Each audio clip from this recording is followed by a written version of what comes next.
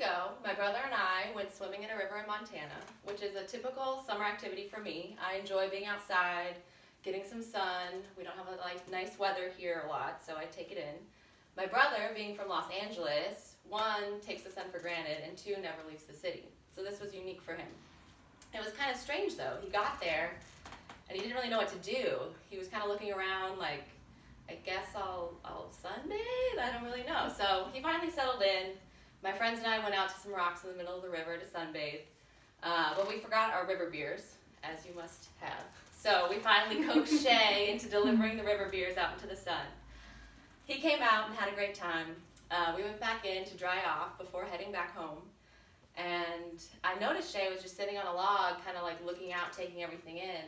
And he was so calm and peaceful, but yet engaged with his surroundings. And I'd never seen him like that before. So I asked him, I said, "How are you feeling?" And he said, "I don't remember the last time I'd ever played outside like this," which seems mind-blowing to me. But it makes sense when you hear a quote from Kathleen L. Wolf and Alicia S.T. Robbins in an article named Metro Nature, Environmental Health and Economic Value, published in 2015 by the Environ Health Perspective. And they said that humans respond to the presence of nature in profound ways, even after only brief exposure times, although they may not be directly aware of it. And I think this is what happened to Shay. Today I'm going to talk about the different physical, mental, and community benefits of nature. With an increase of urbanization comes an increase of sedentary behavior. Danielle F. Shanahan and co-authors in the article Health Benefits from Nature Experiences Depend on Dose, published in 2016 in the Scientific Reports, reveals that urbanization is the #1 global health concern of the 21st century. Cities are epicenters of chronic and non-communicable physical and mental conditions. So who here lives within walking distance of a green space, or a park, or a beach, or a place they can get outside? Mm-hmm. Yeah, most of us. So we're very fortunate in Seattle. We have over 400 acres within the city limits of green spaces, according to Green Space Coalition, which gives us plenty of physical opportunities to get outside. The physical benefits of outdoor activities are a decrease in obesity, a decrease in blood pressure and cortisol levels, and an increase in your lifespan. Shanahan also talks about if you only have 30 minutes a week of outdoor activity, you can decrease your blood pressure, or you can decrease blood pressure cases by 9%. Physical health and mental health are also very closely tied.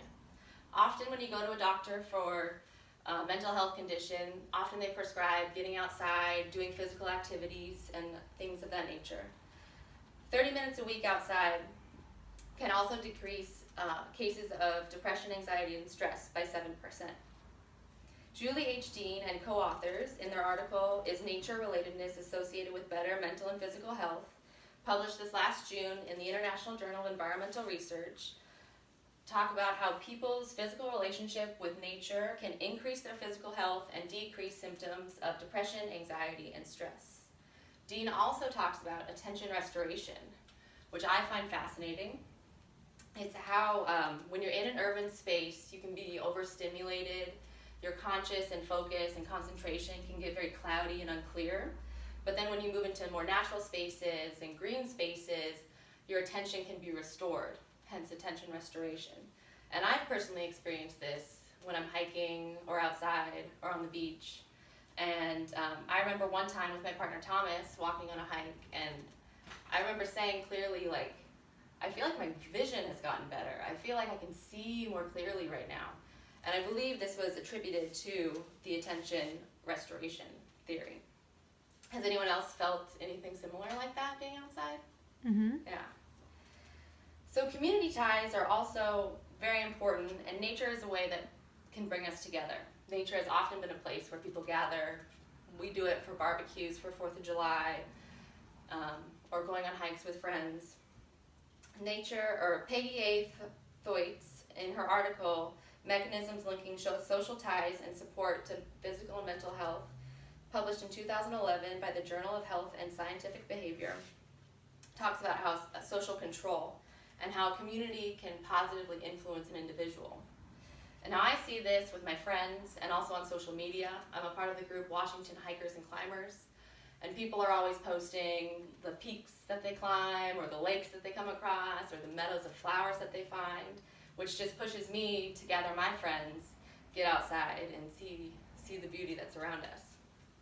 So this last week, I gathered my community on a beach walk from Golden Gardens up to Carkey Park, and we walked along the beach, we found some critters, we took in the beautiful mountains, and we supported each other and had gratitude for nature and one another. So, in the words of the poet Gary Snyder, nature is not a place to visit, it is home.